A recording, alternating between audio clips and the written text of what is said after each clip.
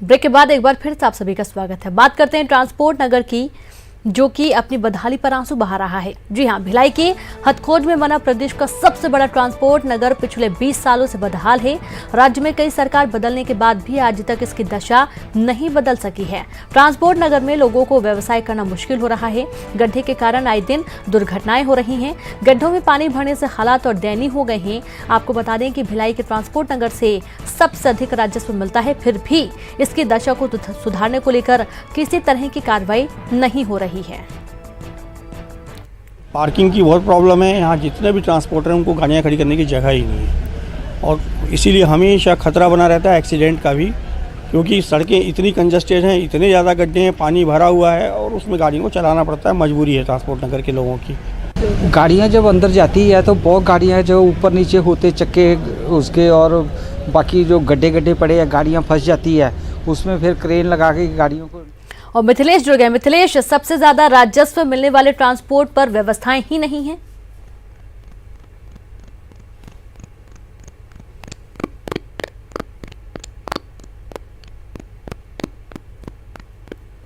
तो मिथिलेश की आवाज नहीं पहुंच पा रही है, एक बार फिर से बात करने की कोशिश करेंगे। आपको बता दें कि भिलाई के ट्रांसपोर्ट नगर से सबसे ज्यादा राजस्व मिलता है, फिर भी इसकी दशा को सुधारने को लेकर किसी तरीके की कोई कार्रवाई नहीं है। ऐसा नहीं है कि प्रदेश का सबसे बड़ा ट्रांसपोर्ट नगर पिछले 20 सालों से बदहाल है और किसी को इस बात की जानकारी नहीं है।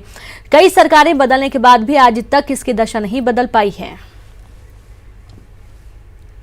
अगर कोई आपसे कहे कि आप अपना नाम उल्टा लिखकर दिखाएं, ये सुनकर ही आपका सिर चकरा जाएगा, लेकिन रायपुर की काव्या के लिए यह मामूली बात है। काव्या एक साथ दोनों हाथों से हिंदी और इंग्लिश यानी कि अंग्रेजी में लिख सकती हैं।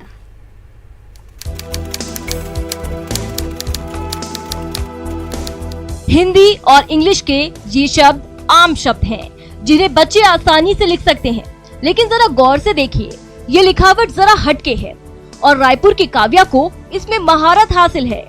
काव्या दोनों हाथों से एक साथ लिख सकती है, वे भी सीधा और उल्टा एक साथ। दाहिना हाथ जिस शब्द को सीधा लिख रहा होता है, तो ठीक उसी समय पर बायां हाथ उसी शब्द को अंतिम अक्षर से शुरू कर आखिरी अक्षर को लिख रहा होता है।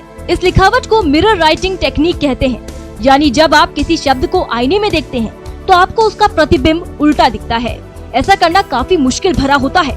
काव्या को 3 इडियट्स फिल्म से इसकी प्रेरणा मिली और करीब 4 साल की मेहनत ने रंग लाना शुरू कर दिया। मैं ये सब करीबन 3-4 साल से लिख रही हूँ और ये आइडिया मुझे वो 3 इडियट्स की मूवी देख के आया।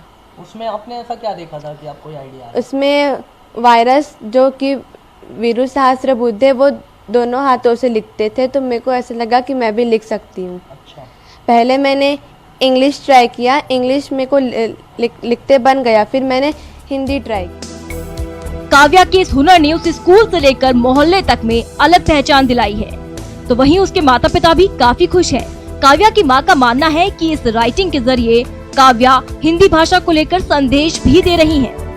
बेटी अपने लिखावट के थ्रू ये संदेश देना चाहती है कि अगर मैं दोनों हाथों से, एक हाथ से सीधा एक हाथ से उल्टा, अगर मिरर इमेज हिंदी में लिख सकती हूँ, तो क्या बाकी सब सीधे हाथ से भी हिंदी नहीं लिख सकते? बहुत खुशी होती है और ये बड़ी खुशी की बात है कि इस टाइप का हुनर जो बहुत कम देखने को मिलता है वो हमारी बेटी में है।